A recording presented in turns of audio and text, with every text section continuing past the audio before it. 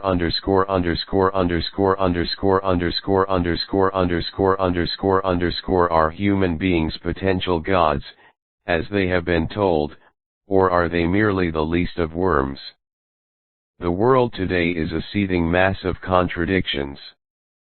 Life does not become simpler with each new achievement, and the average man, kept busy with the urgent process of existing, has little time for thought. Yet there are moments when, looking out upon a world which appears drab, cruel, confused, and very ugly in many ways, man wonders. If there are great heights for him to attain, why does he seem to know so little about them? What has man been doing all these centuries? Why do disease, difficulties, and dangers appear to have increased the more civilization progresses? There comes a time in the lives of many people when they earnestly desire to find an answer to these questions. They would know why they are here, what it is all about, and if they can learn to master circumstances instead of continually being a prey to them. They begin to make an individual effort to find out for themselves if there is really any rhyme or reason, any justice in life, anything to hope for or to work for. When a man arrives at this stage in his life, it marks a very important crisis in his development. It is the moment at which he changes from a puppet into an individual and joins the honored company of the seekers. To his surprise, he finds that the number of these seekers is increasing rapidly, and that, in fact, they are beginning to make their impact felt upon social consciousness. 29. The finding of the third eye. He soon sees the significance of this. True socialism becomes possible when people recognize themselves as individual units of power, capability, and thought. Then there will inevitably follow a correspondingly important and congenial position in life for each one of them. There is an unfailing demand for either the competent worker or for those able to wield constructive influence, and all can fill one of these needs. There is no other way to individual happiness. The general apathy and ignorance which has existed for so long has reduced living conditions to a chaos in which there has been undernourishment in the midst of plenty, barbaric wars, and cruelties taking place under the wing of so-called religion, and a system of education which results neither in mental power, physical fitness, good looks, nor happiness. Now, however, humanity is waking up in a wonderful manner to a recognition of its own failures. Everywhere there is widespread effort and intensive seeking going on in manifold directions. This effort is to be found not only among the leaders and teachers of the people but among the people themselves. The public interest in health, diet, physical culture, spiritualism, and hundreds of other cults and movements shows the beginning of a powerful wave of progress which may sweep humanity upwards to the peak of a new renaissance of a kind the world has never known before. There are many today already caught in the throes of the birth of this coming renaissance. They are tormented by the desire to know more of the inner meaning of life and the hidden issues to which they are so swiftly moving. One after another they take up the challenge of life's riddle, and join the ever-growing band of seekers. It is significant that this seeking should press into the realms of religious, psychic, spiritualistic, and occult thought, in other words, the inner unseen world of causes. Man realizes that science, which had dealt so successfully with physical phenomena, has not yet succeeded in giving humanity any measure of happiness or safety. So he is at last determined to try to find his happiness by getting in touch with causes instead of effects, by seeking for the laws or truths, 30 introduction if any, which may lie behind the reactions of living things. He begins to sense the difference between knowledge and wisdom. Knowledge is the result of an accumulation of facts, and its tendency is, through specializing, to isolate subjects one from another. Wisdom is the deduction from these facts of useful laws, a process which can only take place by comparing the facts in one compartment with those in all the others, thus giving a vision of the whole. When man becomes an individual seeker, his first effort is to discover what he can of facts connected with the fundamental truths of life.